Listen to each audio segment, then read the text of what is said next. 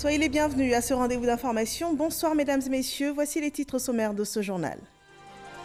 Le point de l'évolution de la Covid-19 en Côte d'Ivoire, 118 nouveaux cas ont été enregistrés, un nouveau pic qui fait grimper le total des cas en Côte d'Ivoire à 2951. Le respect des mesures barrières est fortement recommandé pour stopper la chaîne de contamination. Point presse quotidien du gouvernement sur la crise sanitaire. Le ministre de l'Enseignement supérieur et de la Recherche scientifique présente le plan d'organisation des examens dans son secteur. Et également au niveau sécuritaire, les autorités mettent en garde le non-respect des règles barrières dans les lieux publics. Nous parlerons également du fonds de soutien aux grandes entreprises. Il a été présenté ce jour. Ce plan a pour vocation d'accompagner les grandes entreprises touchées par la pandémie. Les caractéristiques et modalités d'éligibilité vous seront présentées dans ce journal. Bienvenue dans ce 23h. L'actualité ce soir sera encore marquée par la situation de la pandémie de coronavirus en Côte d'Ivoire. Malgré l'assouplissement des mesures restrictives, le pays continue la lutte contre la propagation du virus. Suivez dans ce journal toute l'actualité sur ce combat sanitaire.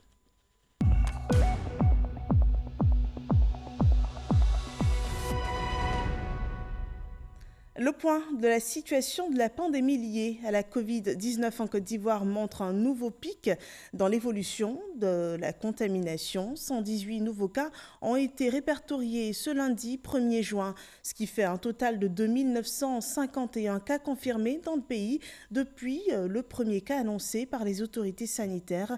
Et d'ailleurs, le ministère de la Santé et de l'Hygiène publique nous livre son communiqué de presse quotidien à cet effet. Point de la situation de la Covid-19 au 1er juin 2020. Le ministère de la Santé et de l'Hygiène publique a enregistré ce jour, lundi 1er juin 2020, 118 nouveaux cas de Covid-19 sur 611 échantillons prélevés, soit 19,3% de cas positifs, 32 guéris et 0 décès. À la date du 1er juin, la Côte d'Ivoire compte donc 2951 cas confirmés, dont 1467 personnes guéries, 33 décès et 1451 cas actifs. Le nombre total d'échantillons est de 27 650. Le ministre de la Santé et de l'Hygiène publique insiste sur le fait que la pandémie n'est pas terminée. Il rappelle aux populations que le virus est là, il circule dans notre pays et que nous devons rester prudents. Le ministre de la Santé et de l'Hygiène publique en appelle à la responsabilité et au civisme de tous afin de respecter les mesures barrières, notamment le lavage régulier des mains avec de l'eau et du savon, le port du masque pour vous protéger et protéger les autres. Soyons tous engagés et tous responsables. Dès l'apparition des signes tels que la toux, la fièvre et des difficultés respiratoires, n'hésitez pas à vous rendre dans un des centres d'accueil et de dépistage Covid-19 ou appeler les numéros gratuits suivants, le 101, le 119, le 125 et le 143.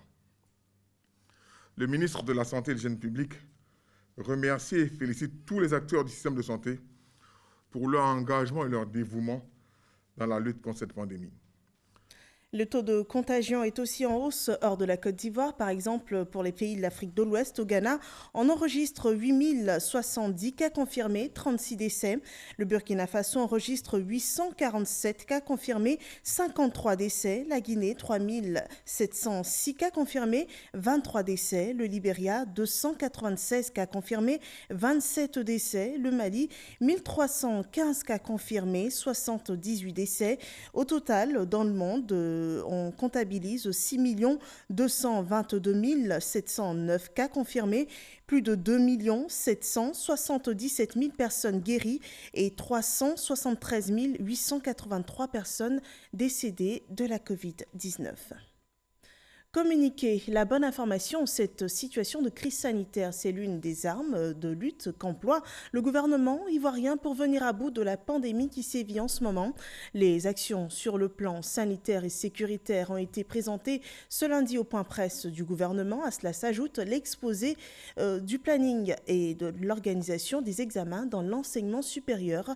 Cela a été présenté par le ministre de l'Enseignement supérieur et de la Recherche scientifique. Le point avec Franck Quadio. L'enseignement supérieur et la recherche scientifique, à l'image des autres secteurs stratégiques, sont impactés par le coronavirus. Le professeur Adama Diawara, autorité de tutelle, dresse l'état des lieux. Au niveau des 7 universités publiques, seule l'université virtuelle de Côte d'Ivoire, UVC, et l'université de Mans avaient achevé le premier semestre 2019-2020. Dans les 5 autres universités publiques, la situation était inhomogène. Pendant que certaines unités de formation et de recherche, UFR, étaient au premier ou au second semestre 2019-2020, d'autres UFR peinaient à achever les examens, voire les cours de l'année 2018-2019. Des ajustements s'imposent cependant pour sauver l'année académique. En vue de faciliter le retour des étudiants, des enseignants et du personnel administratif et technique, il s'est agi, en lien avec le ministère de la Sécurité et de la Protection civile, de leur délivrer des laissez-passer pour quitter ou rejoindre le Grand Abidjan. Ainsi, avec des sociétés privées de transport, nous avons organisé à partir du 29 mai 2020 le convoyage vers les villes universitaires que sont Yamoussoukro, Bouaké, Kourogo, Daloa et Mans. Il est donc possible d'établir un chronogramme équilibré. Pour les structures, non pas de retard au niveau de l'année académique. Ils sont au second semestre de 2019-2020, donc ils vont terminer dans les délais. Ils pourront faire la rentrée 2020-2021 en septembre 2020, donc il n'y a aucun problème. Par contre, vous avez des UFR, je vous assure, dans certaines universités publiques qui sont en train de se débattre pour terminer l'année 2018-2019. Alors, ce qu'on a décidé, en tout cas, ils feront les examens sur tout le mois de juin, et à partir du 1er juillet jusqu'au 15 décembre 2020, ils feront l'année 2019-2020. Ça leur fait 23 semaines. N'oubliez pas qu'une partie des cours se fera en numérique. Donc ça nous permet de contracter un peu. Donc sur les 23 semaines, on peut terminer l'année sans problème. Et ensuite, donc, à partir du 15 décembre 2020, on va faire la rentrée 2020-2021.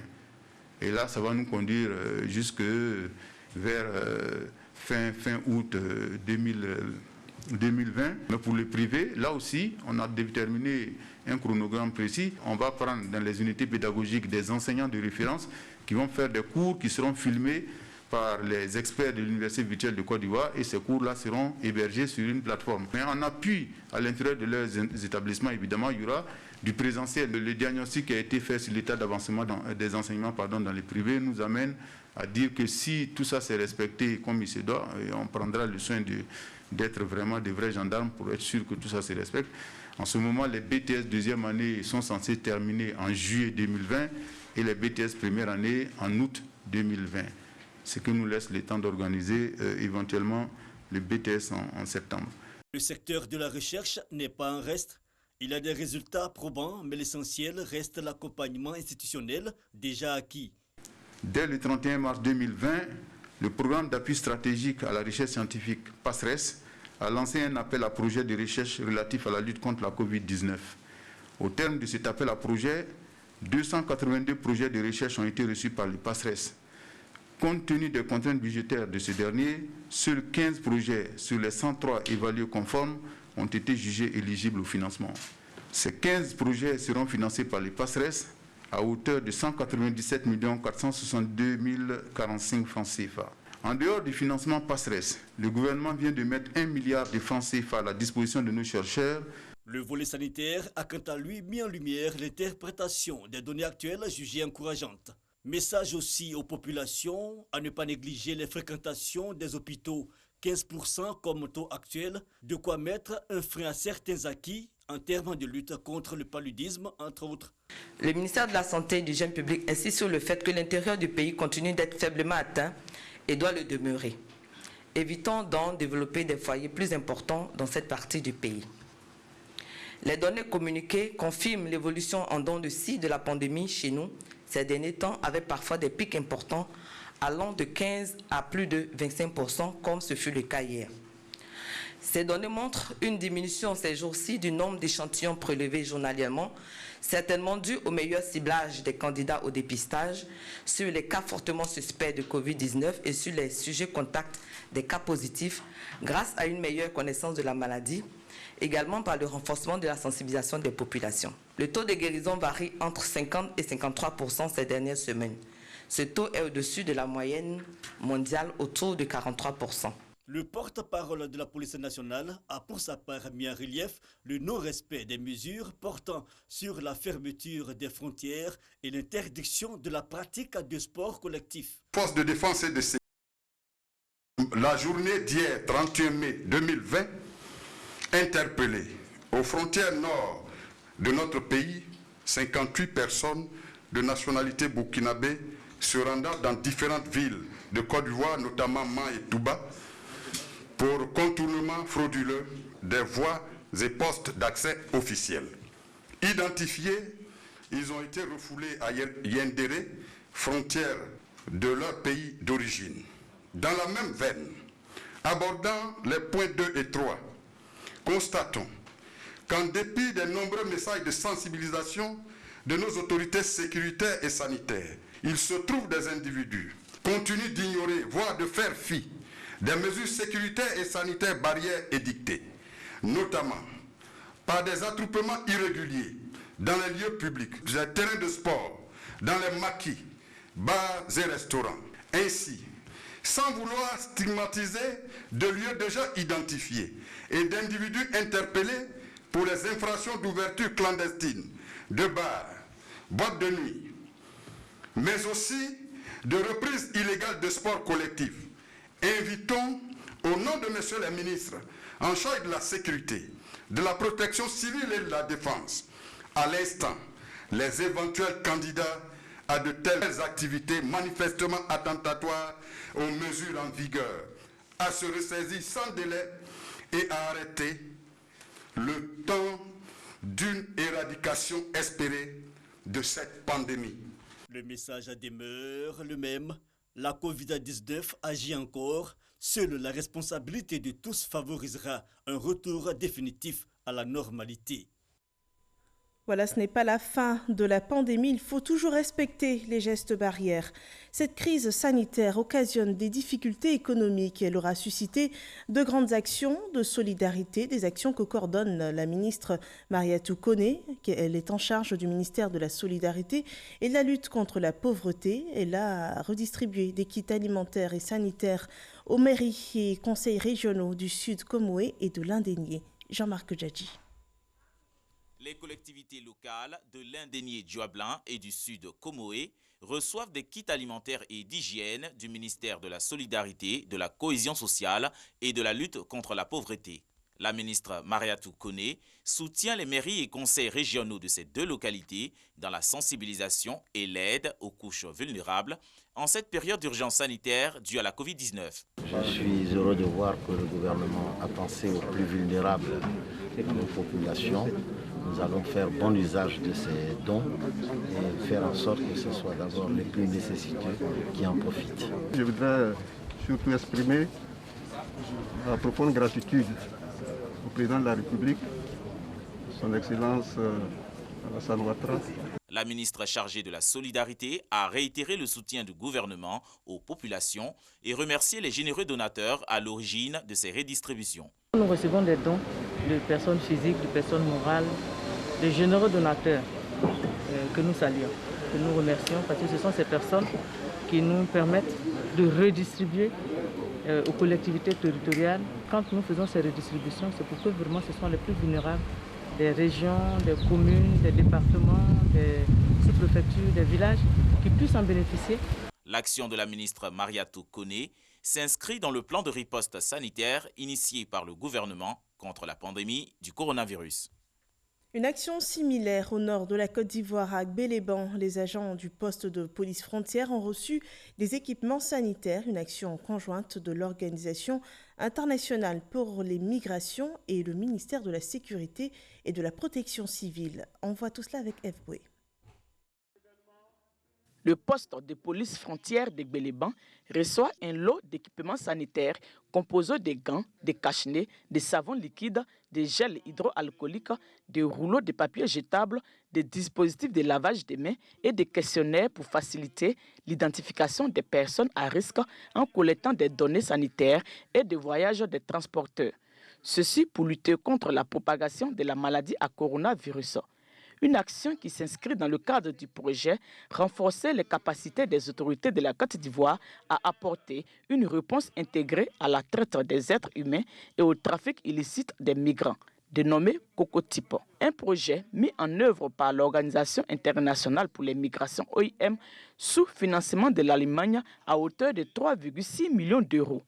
L'Allemagne qui justement n'a pas hésité à réaménager le projet en réaffectant une partie des fonds pour la lutte contre le coronavirus par l'acquisition entre autres de ces matériels sanitaires. Notre appui vise à appuyer les autorités à pouvoir juguler d'une manière sûre et en toute sécurité une éventuelle réouverture partielle des corridors humanitaires, tout en assurant bien entendu la sécurité des agents en place et en poste aux frontières. Le ministre de la Sécurité et de la Protection civile qui présidait la cérémonie de remise de ces dons a salué l'engagement de l'OIM et de l'Allemagne aux côtés des populations dans la lutte contre cette pandémie. Il a en outre exhorté les agents des postes de police frontières à redoubler d'ardeur au travail car les défis sont devenus nombreux dans ce contexte de crise sanitaire mondiale. Les menaces classiques ne sont guère estompées avec la crise sanitaire. Les passeurs, les trafiquants et les terroristes poursuivent leurs activités alors que les missions des forces de police se sont accrues avec la crise sanitaire. Chers collaborateurs, nous devons continuer d'agir avec professionnalisme et responsabilité. Les populations de Gbeleban ont quant à elles été invitées à continuer de respecter les gestes barrières et les mesures gouvernementales. La mesure de fermeture des frontières terrestres, aériennes et maritimes est toujours en vigueur. À noter que cette remise d'équipements sanitaires concerne 10 postes de police frontières. Le poste de police frontière de Gbeleban a été construit par l'OIM et inauguré en mars 2019. Le gouvernement continue d'exécuter les projets inscrits sur sa feuille de route 2020. À San Pedro, un incubateur et une agence Côte d'Ivoire PME ont été mis à la disposition des populations. Les entrepreneurs dans cette localité pourront facilement être répertoriés pour bénéficier du fonds de soutien aux PME. Notons que ce fonds dispose d'une enveloppe de 150 milliards de francs CFA. Le point avec Sam Kona. Soré Aboulaye a monté il y a de cela quelques années une petite entreprise de réparation des voitures dans le quartier cité de San Pedro. Depuis l'avènement de la crise sanitaire du coronavirus, ces activités tournent au ralenti. Avant, on pouvait recevoir au moins 10 véhicules, 15 véhicules. Mais maintenant, vraiment, il n'y a pas d'entrée. Parce qu'avec la maladie, là, on ne reçoit pas de clients encore. Donc ça fait qu'on ne peut pas s'occuper des employés qui sont avec nous parce que ça ne marche plus. Ce garagiste n'est pas le seul touché par cette crise sanitaire. Plusieurs secteurs d'activité des petites et moyennes entreprises sont concernés. Par exemple, Grand Bouté Suleiman, qui vient de monter une très petite et moyenne entreprise dans la couture, éprouve également des difficultés. À l'image du monde entier, il faut dire que la crise a apporté un coup à tout ce qui est entrepreneuriat. Voilà, à notre niveau, la clientèle se fait de plus en plus rare. Ces entrepreneurs pourront trouver leur salut dans le plan de riposte contre le coronavirus annoncé par le gouvernement en faveur des opérateurs économiques. L'agence Côte d'Ivoire PME est déjà à l'œuvre pour l'opérationnalisation de ce plan. Un incubateur et une agence Côte d'Ivoire PME sont désormais ouverts dans la deuxième ville économique du pays. Selon le ministre Félix Anoblé, qui présidait cette double cérémonie d'inauguration, le programme prévoit à terme la mise en place d'incubateurs dans toutes les régions du pays. Après celui d'Abidjan, qui est opérationnel depuis bientôt 2 ans, nous inaugurons aujourd'hui celui de San Pedro et très bientôt ceux de Korogo, Bouaké et Odiéné. La création de l'agence Côte d'Ivoire PME, dont nous ouvrons officiellement le bureau opérationnel ce jour, obéit à la même dynamique.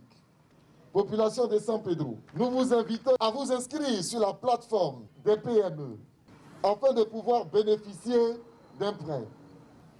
Au sein de ce bureau opérationnel, l'Agence Côte d'Ivoire PME aura à mettre en œuvre diverses activités d'accompagnement des entreprises, dont l'assistance technique aux PME, aux TPE et aux entrepreneurs. Pour l'accès du fonds de soutien aux PME mis en place par le gouvernement dans le cadre de la lutte contre les effets de la Covid-19. Dans le cadre de la crise Covid aujourd'hui, l'État a mis en place un fonds. Donc aujourd'hui, avec l'ouverture de ce bureau, des PME de San Pedro peuvent se rendre chez nous et se faire assister, pouvoir soumettre les dossiers en ligne et bénéficier du soutien de l'État. Donc il s'agit vraiment de rapprocher l'État des populations et notamment pouvoir apporter un soutien aux populations, aux entreprises, afin qu'elles soient accompagnées, qu'elles reçoivent l'appui de l'État sur le terrain. En tout cas, cette agence est la bienvenue à San Pedro ici. Parce que s'il fallait aller à Abidjan pour s'inscrire, pour faire tout ça, si l'État est venu avec les mains chargées vers nous à San Pedro ici, nous sommes vraiment soulagés et nous sommes partants pour ça. Nous allons nous presser pour aller dans cette agence pour être les premiers bénéficiaires. Il faut dire que c'est une bouffée d'oxygène pour tout ce qui est jeunesse entreprenante aujourd'hui. Parce que la question clé, c'est la question financière. 150 milliards de francs CFA sont disponibles pour l'ensemble du pays. Reste aux PME de s'inscrire. Et ce fonds d'aide aux PME s'inscrit dans le cadre de la mise en place d'un plan de soutien aux populations et à la relance économique. Ce plan prévoit aussi un budget pour les grandes entreprises. Francis Boiffaut revient sur les modalités d'éligibilité à ce fonds. Il est proposé aux grandes entreprises impactées par la Covid-19 et qui réalisent un chiffre d'affaires supérieur à 1 milliard de francs CFA, des prêts directs plafonnés à 500 millions de francs CFA avec un taux d'intérêt de 3% et remboursable entre 18 et 36 mois. Il s'agit du fonds de soutien aux grandes entreprises. Certaines personnes sont déçues parce qu'elles s'attendaient à percevoir de l'État une subvention alors qu'il s'agit d'un prêt. Je suis satisfaite. Je remercie l'État d'avoir mis en place cette ligne-là. Peut-être que ce qui pourrait être négocié dans le cadre de ce prêt-là, c'est des conditions plus souples de remboursement, mais que l'État prête de l'argent aux entreprises, je trouve ça parfaitement normal. Tous les secteurs d'activité sont éligibles au fonds de soutien aux grandes entreprises, avec une priorité accordée aux entreprises des secteurs du tourisme et de l'hôtellerie, la restauration, le transport et le commerce. Cela se matérialise déjà par l'inscription de l'entreprise sur le site du fonds, qui est www.fsge.gouv.ci. Et sur ce site, l'entreprise fait son inscription, reçoit un formulaire qu'elle remplit et va transmettre sa demande et toute la documentation qui l'accompagne. Il y a un seul fonds, mais en fonction de la taille de l'entreprise. Donc la petite et moyenne entreprise peut ne pas se retrouver et savoir à quel guichet s'adresser. Et donc nous allons l'orienter vers le guichet en fonction de ses problèmes. Et nous allons l'aider, si elle le souhaite, à élaborer un certain nombre de documents, notamment un plan de continuité des activités, un plan par rapport à la réembauche éventuelle des personnes qu'elle aurait mis en chômage. Une 60aine d'entreprises enregistrées à ce jour sur la plateforme pour bénéficier du financement. Le ministère de la Jeunesse a initié une campagne de sensibilisation qui a été ouverte le 27 mai dernier dans la commune de Marcory, intitulée « Les classes citoyennes ». Cette opération vise à sensibiliser et à former les leaders communautaires aux bonnes pratiques dans la lutte contre le coronavirus. C'est une initiative du ministère de la Promotion de la Jeunesse et de l'Emploi des Jeunes en partenariat avec le ministère des Sports et des Loisirs. Partons à présent pour la ville de Bouaké, où le 3e bataillon d'infanterie militaire a été aseptisé. Les militaires pourront travailler en toute sérénité, sans craindre le développement d'un foyer de contagion au Covid-19. Djenepa Ouattara. Dans la région de Bouaké, les opérateurs économiques ne restent pas en marge de l'élan de solidarité face au coronavirus. Adama Elola, opérateur économique et fils de la localité, marque son adhésion à la lutte à travers plusieurs actions. La dernière en date, l'opération désinfection du 3e bataillon d'infanterie militaire. Les bureaux administratifs, le mess mix, le foyer en passant par les dortoirs et les arbres, tout a été aseptisé.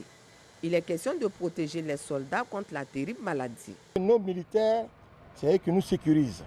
Mais je ne souhaite pas. Si demain on dit qu'ils sont infectés, qui va nous protéger?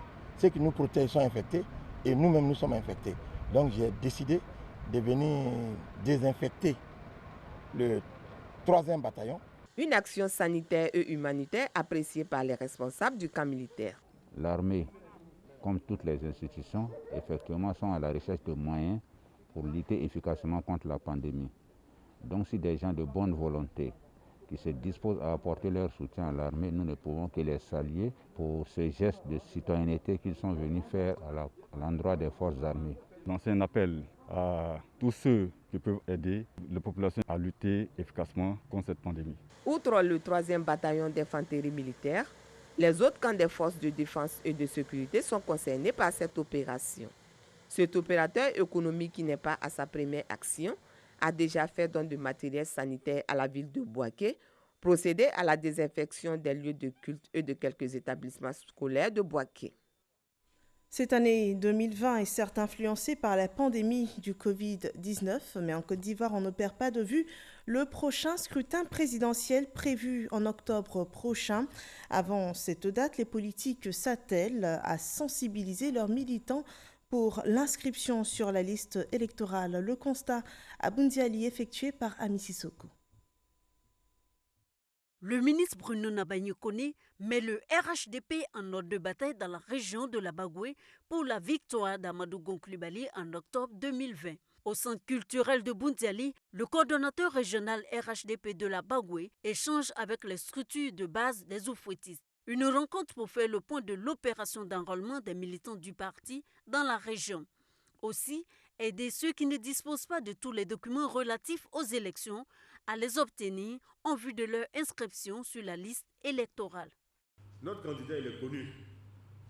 Mais si notre candidat est connu et que nous ne faisons pas le travail pour le faire élire, nous aurons échoué, n'est-ce pas?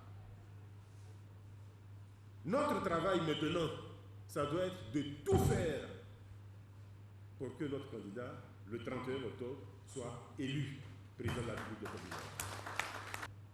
L'étape actuelle, qui est très importante, c'est nous donner les moyens d'être présents les plus nombreux possibles sur la liste électorale. Pour l'efficacité de ces équipes, le coordonnateur régional RHDP de la Bagoué, Bruno Nabagny-Koné, par ailleurs ministre de la Construction, du Logement et de l'Urbanisme, fait don de 24 motos aux délégués communaux et sous-préfectoraux. Chez nous, les routes ne sont pas accessibles par véhicules. Donc, nous utilisons les motos pour rallier les villages, rencontrer nos parents, puis recenser les nouveaux majeurs. Aider tous ceux qui n'ont pas encore d'extrait de naissance. Ceux qui n'ont pas encore pu établir la carte nationale d'identité, les recenser, puis les ramener en ville pour l'enrôlement. Le ministre Bruno Nabagny-Koné offre 12 000 timbres aux différentes délégations du RHDP de la Bagoué pour l'établissement des certificats de nationalité de potentiels électeurs. En cette période de Covid-19, ces délégations reçoivent également des kits de lavage de mains et de gel hydroalcoolique. L'action est la même dans les départements de Divo et de Toumaudi. Le ministre Amédée Kouakou Kofi, dirigeant l'association des cadres du centre, a sensibilisé les populations rencontrées à la lutte contre la Covid-19, à l'opération spéciale d'identification pour l'obtention du certificat de nationalité, de carte de nationalité et l'inscription sur les listes électorales. Le point avec Léon Pro. Ouebo, département de Toumaudi. Le ministre Amédée Kouakou est sans détour. Le coronavirus s'évite encore. Il faut donc poursuivre le combat contre sa propagation. À la clé, des kits sanitaires et des vivres de l'association des cadres du Centre pour le développement aux 13 villages Ngban et à celle des populations vulnérables. Même action à Angonda, toujours dans le département de Toumaudi, et des cadres se voient affranchis par la vision de développement de l'ACCD et son président. Sa vision est rassembleuse et ses actes sont charitables. Qu'est-ce qu'on peut demander à quelqu'un de plus que d'être solidaire des autres? Un leader qui a le souci de développement de sa région, pour moi, c'est quelqu'un qui regarde dans le rétroviseur. Et donc, tous les cadres doivent se mobiliser pour être autour du ministre Amédée afin qu'il puisse impulser le développement. Cap sur Divo, précisément Mbrakro, Zikidiès, Kwasikro, Yobwekro et Petit Boaké. Le président de l'ACCD et sa délégation remettent également des kits alimentaires et sanitaires aux communautés allogènes et autochtones d'Ida. Il les exhorte au maintien du vivre ensemble et de la paix dans le respect des mesures barrières à la Covid-19, cette pandémie qui ne saurait arrêter le cours de la vie. Explication du ministre de l'Équipement pour appeler à s'approprier l'opération d'identification. Il va falloir s'inscrire sur les listes électorales et si vous n'avez pas de certificat de nationalité, si vous n'avez pas de carte nationale d'identité, vous ne pouvez pas vous inscrire de sorte à participer à la vie démocratique de notre pays. En tant que président de la CCD, nous avons envoyé des équipes partout pour que dans chacun des hameaux, tous les Ivoiriens qui pensent à l'avenir de leur pays, qui pensent au développement de leur pays, toutes ces personnes-là doivent se faire établir leur papier. Voilà qui explique la détermination du président de la CCD RHDP à poursuivre sa mobilisation pour l'identification. Après donc Toumoudi et Divo, Amédée Kwaku et son association vont se rendre dans la région du Haut-Sassandra. Voilà, il faut s'inscrire sur la liste électorale en ne perdant pas de vue la lutte contre le coronavirus. La pandémie est toujours d'actualité. Respectons les mesures barrières. À demain, 23h.